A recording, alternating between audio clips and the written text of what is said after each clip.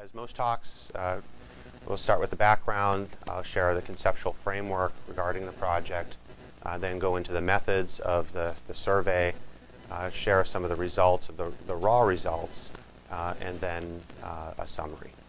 So just to begin with the background, as we think about clergy and the role of clergy, they are prevalent but invisible within the life of healthcare and within the hospital setting.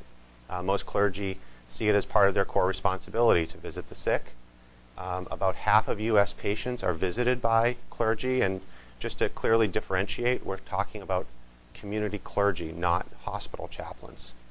So about half of U.S. patients are visited by clergy, and clergy, based on some preliminary surveys, indicate that they're spending about a half a day per week visiting the sick and the shut-ins.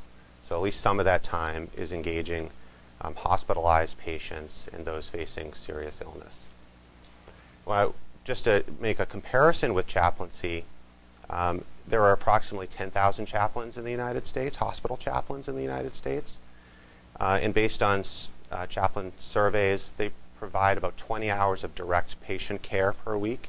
And when you multiply that out on a kind of a back of the napkin arithmetic, it ends up being just over 10 million hours of direct patient care. In contrast, there's about 350,000 clergy in the United States.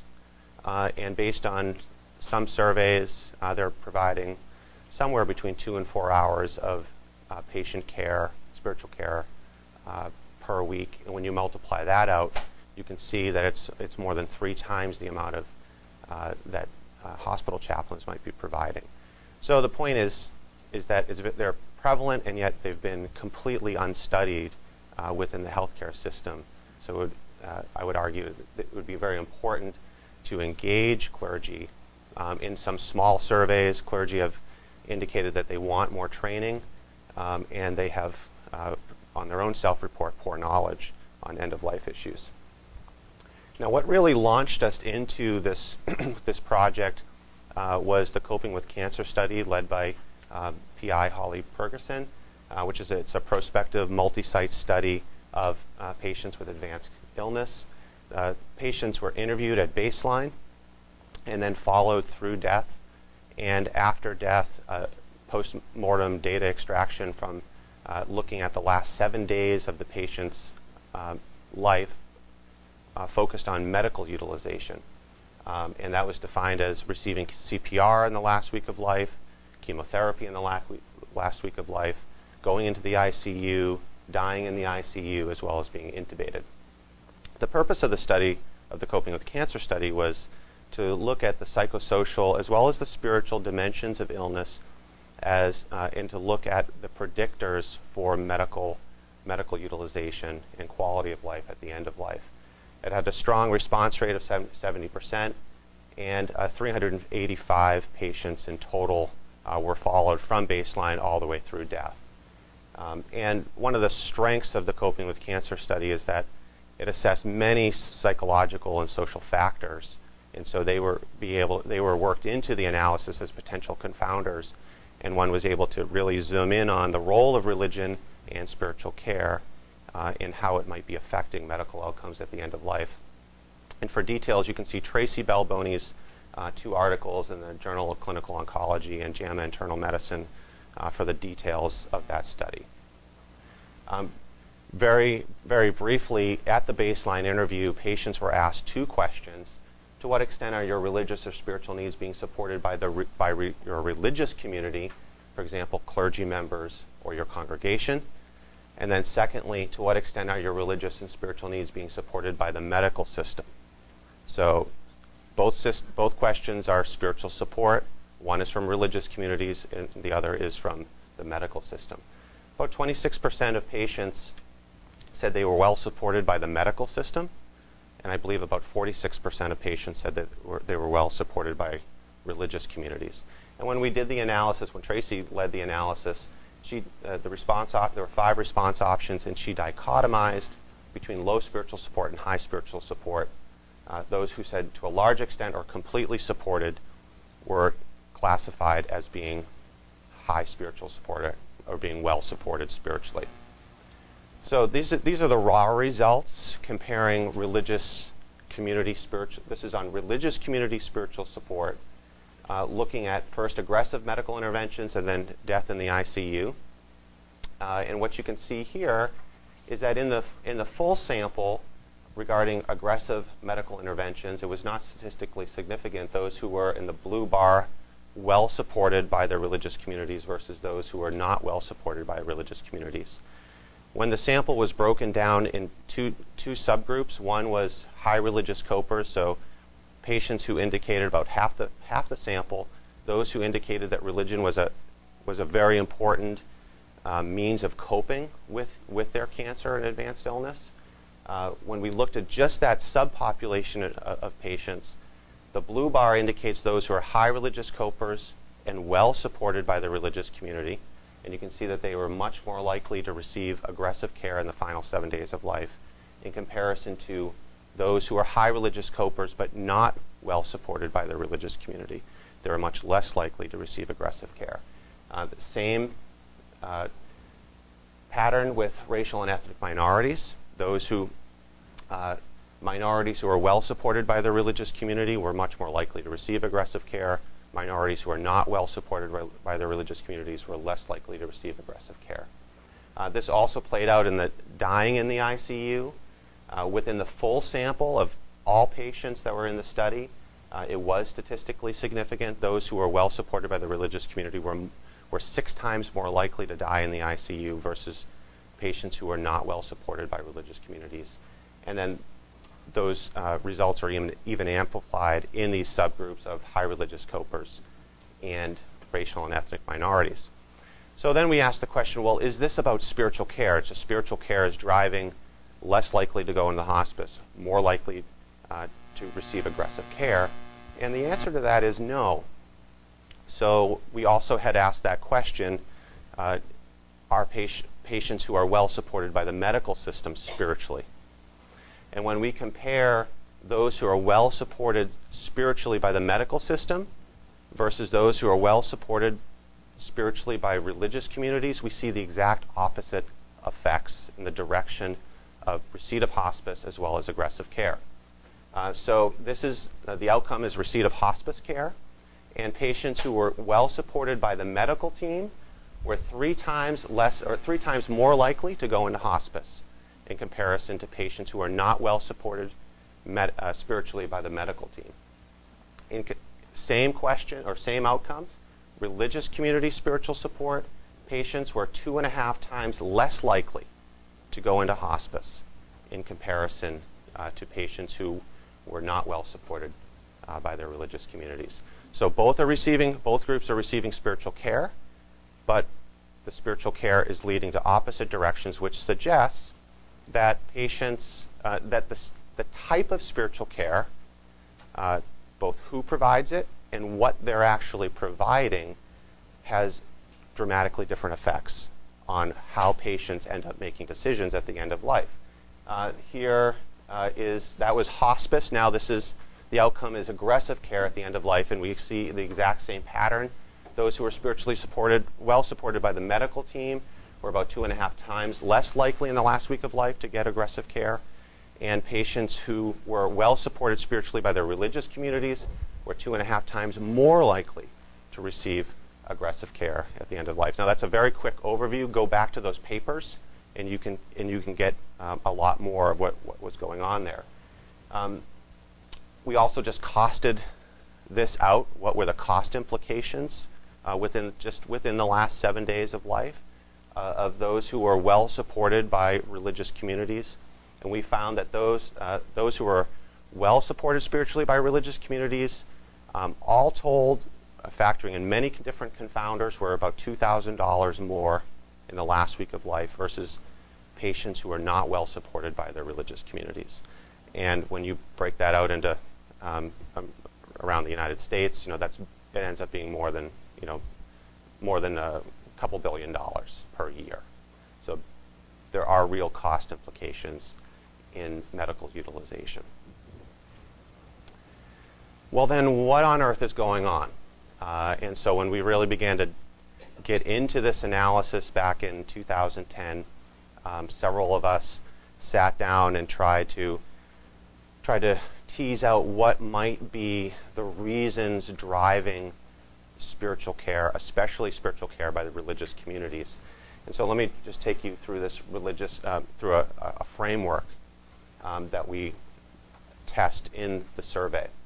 So imagine a religious patient saying, "I'm tired." Asking the question, "Can I stop fighting?"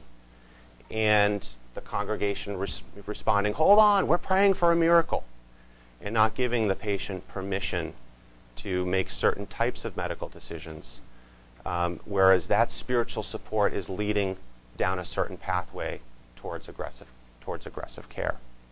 Something now a little bit more complicated as we try to think of what might be the different components of religious community spiritual support leading to more aggressive care at the end of life.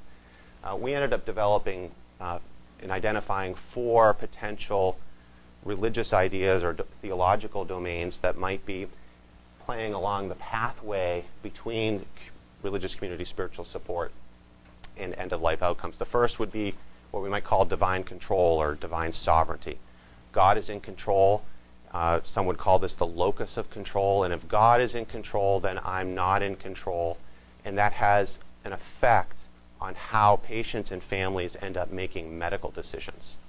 I'm not in control, God's in control, and so it might, for example, lead to religious deferral of making decisions.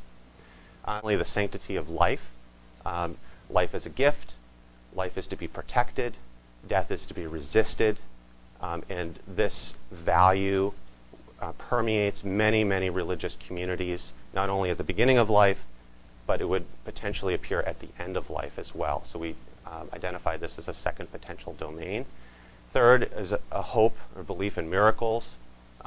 Yes, I might have terminal illness, but I believe in a God who can do all things, and so I believe in a God who has all of these things in the divine hands, and this God loves me very much and may very well do something for me.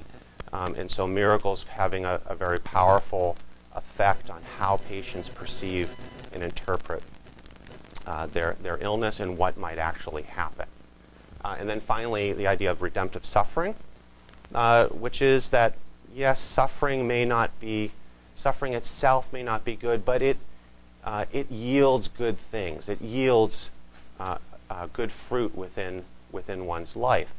And since that is a common belief among many religious people, suffering should be endured with patience and received even with joy because of the good things that might come from it. And this too may affect how patients go about their medical treatment and the decisions they might make, ultimately leading to conclusions such as I'm not going to run away from suffering and make decisions that lead away from suffering. I'm going to go make decisions that go into suffering because of the redemptive power that's embedded within it. Of course, there's clearly other factors. So many demographic factors that we would want to take into account: social and economic status, geographical location. We might imagine different things going on in different parts of the country regarding these beliefs. Educational level, both of patients as well as clergy, as well as race. Secondly, what I would call theological orientation, which is someone who is more theologically conservative, not politically, theologically conservative, more traditional to their theological traditions, beliefs, and those who are more progressive, theologically progressive or liberal, and that potentially playing an important role in how clergy perceive many of these issues. Third is end-of-life medical knowledge. Perhaps there are differences among clergy in how much they understand about what hospice is, what palliative care is, what it means to receive aggressive care, what are the implications of being intubated, these sorts of things. And then finally, trust or distrust in the medical and healthcare system. So that potentially being an important confounder within the matrix of these relationships. So this is our conceptual framework. And as all of my training is in theology, not in the social sciences, and I've kind of learned the social sciences over the last few years, and really becoming to realize that a survey, and there are copies of the survey that we actually used as the instrument that we're talking about today, a survey is a scientific experiment based on a conceptual model, based on certain hypotheses that we're testing, and that's what I'm going to begin to show you. So let me launch into the methods. The National Clergy Project on End-of-Life Care is led by myself and my spouse, Tracy Balboni, and we receive funding through the National Cancer Institute, the U54 partnership between Dana-Farber and University of Massachusetts, Boston. We began with doing qualitative interviews of 35 clergy in 5 different states, in Massachusetts and New York, Chicago or Illinois, Texas, and California. I'm not going to be talking about any of those results, but one of the things we did in these interviews is that we did cognitive pre-testing of the survey. The survey went through 10 different versions before it led to this final version. So we went through a lot of the questions and refining them and changing them. And so that the interviews played a key role in the process of developing the survey. The survey itself is a random selection of 2,000 clergy from all 50 states. And the two main aims of this study were first to describe, so it's a descriptive cross-sectional study of clergy attitudes and practices of end-of-life spiritual care. And then finally, the future project is to describe these characteristics in order to move towards a future clergy educational intervention. So that's kind of where all this is going. So let me take you through some of the measures that are in the survey, and then I'll talk about the administration of the survey.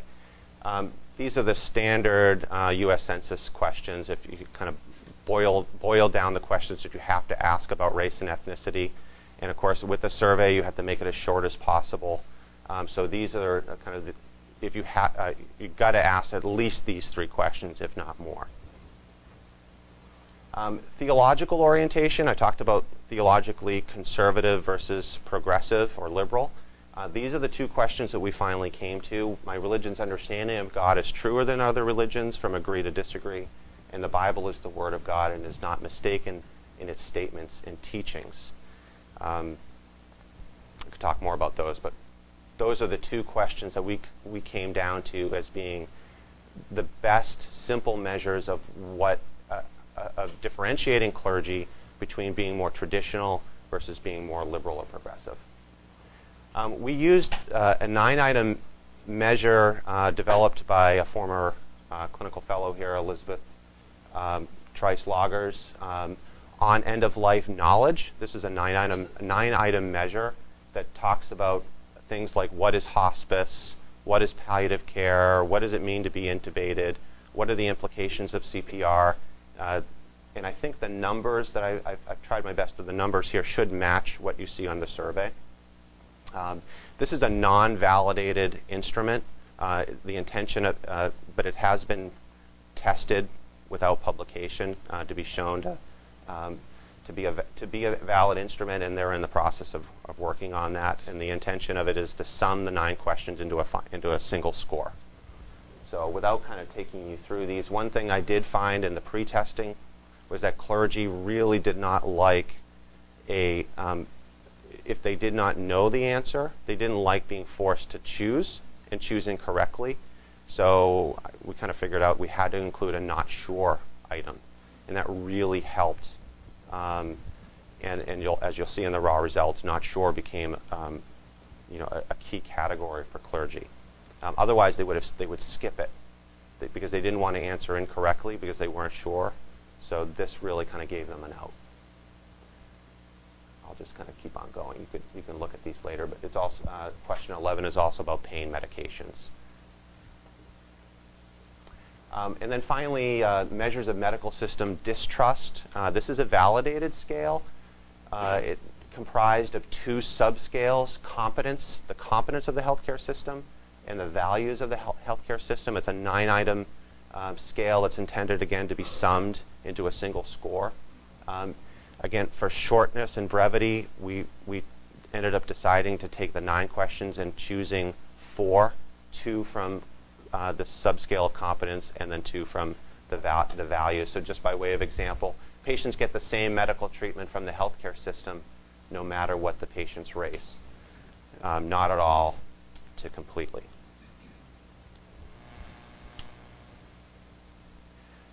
So back to the religious beliefs, those 4 subdomains. These were developed by an expert interdisciplinary panel, including theology, palliative care, and epidemiology.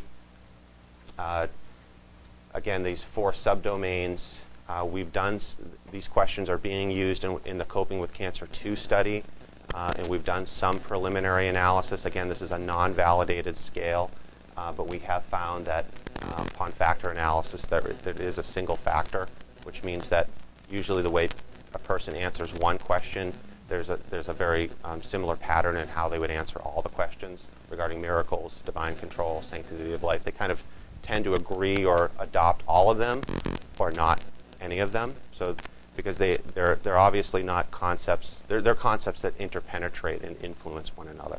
And there's really an underlying belief system that leads clergy to either adopt these or not. We had to modify the questions. I'll go through them now. Modify the questions for a clergy audience. So when we developed these, they were intended for patients. Asking patients, do you agree with this statement? Or how much do you agree with this? How much do you share this statement? Here we changed the stems to imagine visiting a congregational member with a cancer, and doctor said that the patient was extremely likely to die in the next 6 months, regardless of medical care provided.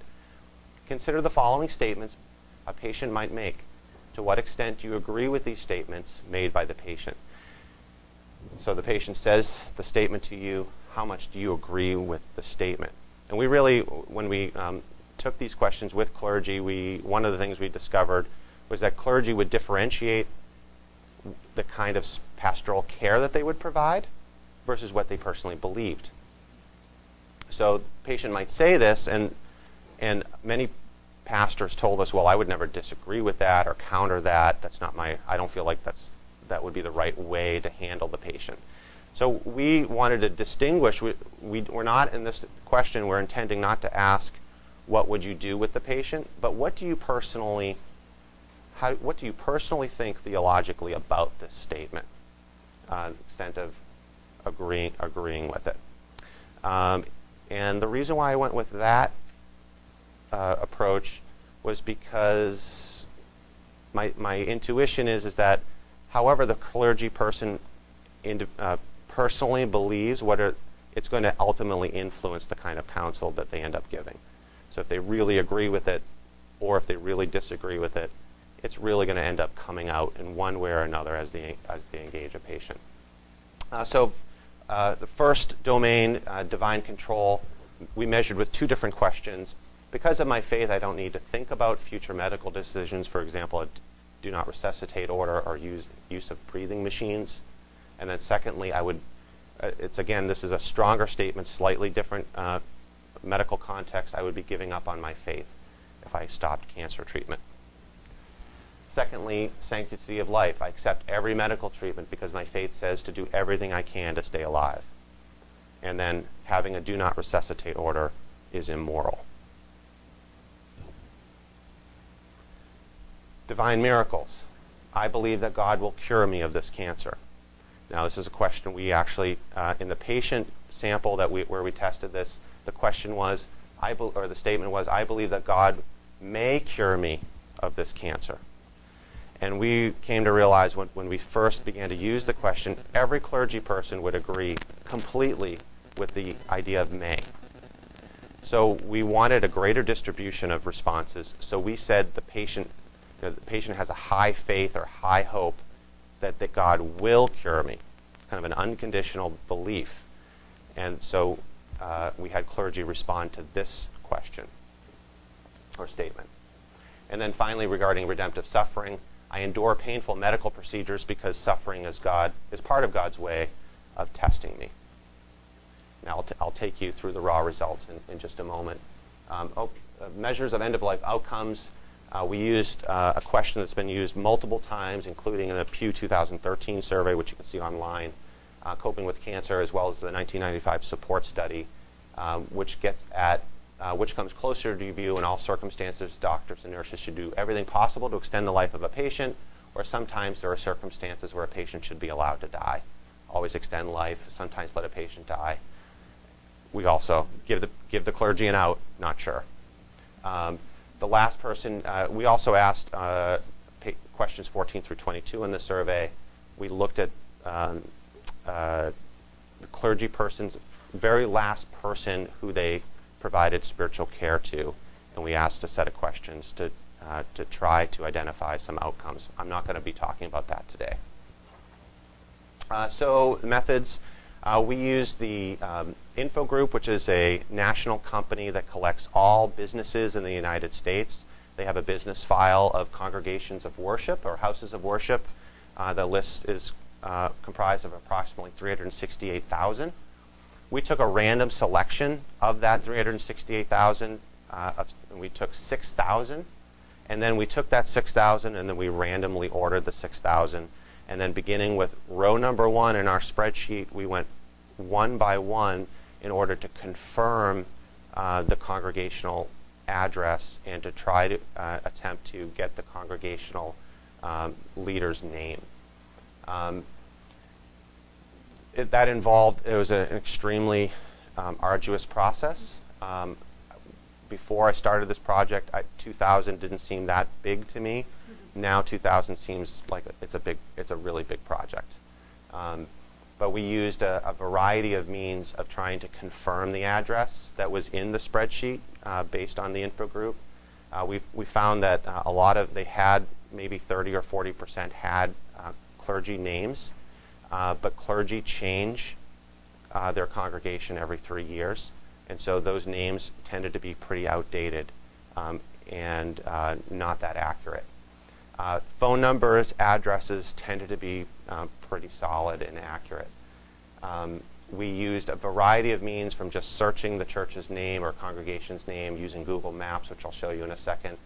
Sometimes we found obituaries to be helpful in identifying the clergy person's name, and then we basically called every number in order to try to confirm that this was a congregation.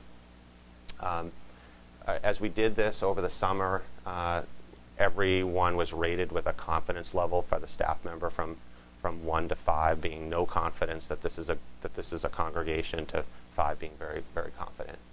So as we went through this random selection of our list, it took us just under 2,700 to come to our final 2,000.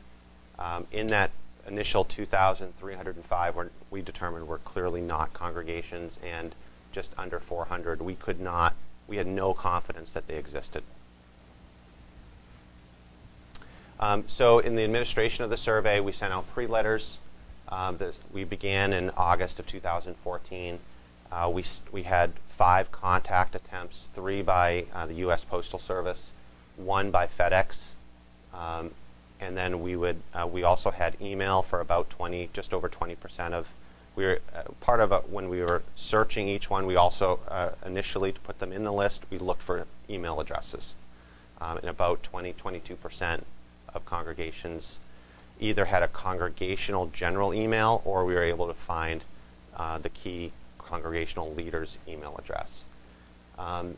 Everyone was given a $10 Amazon gift card. It was glued to the survey. The survey that you have here is not the first survey; it's a second or third printing. So we sent in the mail the $10 Amazon gift card under an idea of a gift exchange. We're hoping you'll do this for us, and out of our favor, we're gonna, we're not trying to give you a stick. We're gonna really trust that you might do this. That ticked off some clergy. They really didn't like that. They felt offended or manipulated, but for the most part, it seemed like clergy they appreciated it, and I think a number did it because they felt some level of responsibility. Well, I'll use this $10 Amazon gift card, so I should give back in that way. Originally, but not as exhaustively as once we received a mail back, we would, undelivered, we would try to find another address and do everything we could to attempt to get the survey to the congregation.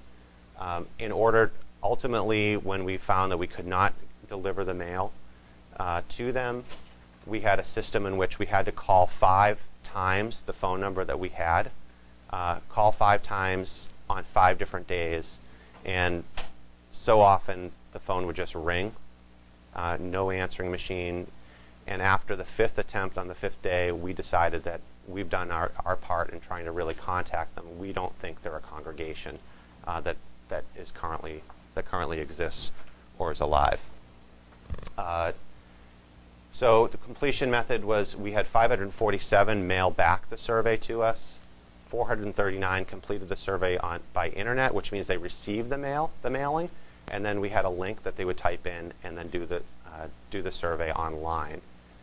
And then at the very tail end of the survey, we did it administered by telephone.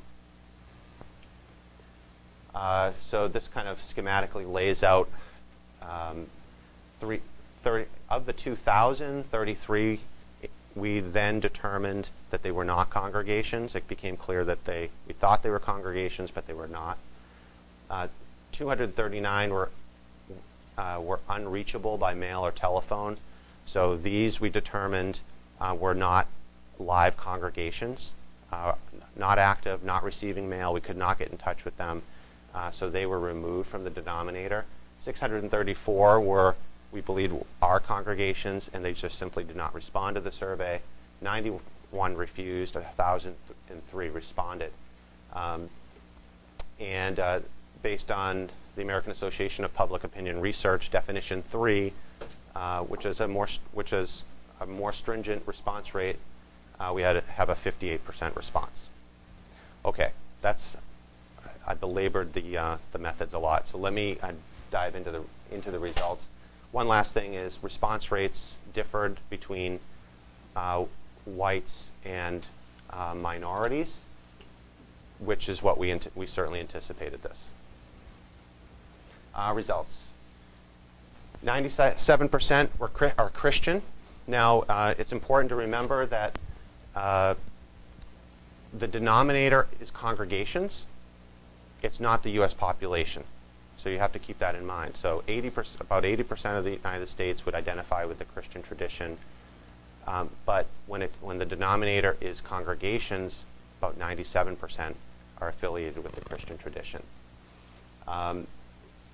That plays out, for example, in denomination. About 22% of the United States is Roman Catholic. However, only about 9% of congregations are Roman Catholic, and that means that Roman Catholic parishes are much bigger and have 39% are evangelical, 22% identify themselves as mainline, 12% is liberal progressive, 12% Pentecostal, 9% said none apply. Most of those are Roman Catholics who don't identify with these categories. 6% describe themselves as fundamentalists. 92% of those who responded to the survey were either senior ministers or solo ministers. This is you can see clergy educational level. About half have a master's degree, usually a Master of Divinity. The average age of clergy respondents was 56 years old, serving for approximately 22 years as a minister. We asked them in the last 7 days, how many hours did you spend visiting the sick and shut-ins? The average response was 4.5 hours. Have they ever received clinical pastoral education, which is the standard hospital chaplaincy education, and less than half have. Do you desire future training in pastoral care of the sick or dying? 58% said yes. We asked, it occurred to me, maybe clergy haven't taken care of their own estate, and if they haven't done it for themselves, how can we ask them to take care of it or to promote it among others? About 2/3 have a will. However, 42% said that they have a healthcare proxy, which is more of an indication of advanced care planning. So less than half are in there, and these are clergy members who are 56 years old on average. So they're not 30-year-olds. So I think we would expect more of attention to this. So that seems to be a clear need. Congregational size, that just gives you as well as the clergy person's estimate of the median annual income within their congregation. Kind of gives you a sense of, it's the best proxy that we could have as far as of income and assessing income within our study. This is clergy race, 80% being white, Caucasian, 14% black or African American, 5% considered themselves Hispanic or Latino, 93% born in the United States. Let me just focus on the bottom one. The Bible is the Word of God and is not mistaken in its statements and teachings. 60, 70, 80% agree with that statement. 19% disagree. So that would be our way of dichotomizing between clergy or theological orientation, conservative versus liberal, to be very, it's a rough measure, but it's something. These are the questions on hospice and palliative care knowledge. And so, for example, hospice care focuses on the comfort of patients who have how many months to live, and the right answer is 6 months or less, so 66% got it correct. When we looked at those who got it incorrect, the 34% of clergy who got it incorrect, just a very rough univariate analysis, you can see that there was no difference between whites versus minority clergy. No statistical difference. No statistical difference on theological orientation, the conservative versus liberal clergy. So that's not a predictor of end-of-life knowledge. That's the only one where it's not a predictor. These are the other rough estimates for the raw data on medical knowledge. Just for time's sake, I need to fly through this. So this is medical system distrust. I'll show you another slide. Let me show you this slide. This is one of the items. Patients get the same medical treatment from the healthcare system no matter what the patient's race. And you can see kind of the spread responses. Now, if we dichotomize between not at all versus a little, somewhat, quite a bit, or completely. So not at all would be those who completely distrust the medical system on this question of race. And again, we could dichotomize other ways. I was just trying to do it simply and just to kind of give you some sense of the data. When we look at clergy who are white versus minority, of those who are in the distrust category, you can see that there is a statistically significant difference between minority clergy distrusting the medical system more than white clergy, which is what you would expect. 66% more minorities were 66% more likely in comparison to whites that have a level of distrust. Interestingly, comparing theologically conservative versus liberal, also statistically significant and a much stronger predictor. Almost 3 times more likely, theologically liberal were 3 times more likely to have a level of distrust versus theologically conservative. Now let me just run through the religious beliefs. Because of my faith, I don't need to think about future medical decisions. So 71% said not at all. So 29% have some level of endorsement of this belief. And so again, I just look at race and theological orientation. This is simple univariate analysis. There was a statistical difference between minorities who are more likely to agree with this statement. However, theologically conservative clergy were significantly more likely to agree with this statement. And so, at least on this kind of very initial analysis, it would appear that it's theological orientation more than race that would be a predictor of what kind of clergy would be endorsing this statement. And that runs through all 6 of these statements. Having a do not resuscitate order is immoral. Only 11% said it was agreed with this statement. So not very many. But we also have theologically conservative versus liberal being the strongest predictor in comparison to race. I accept every medical treatment because my faith says to do everything I can to stay alive. Here you have 55% of clergy agreeing with this statement. So this is one of the questions on sanctity of life.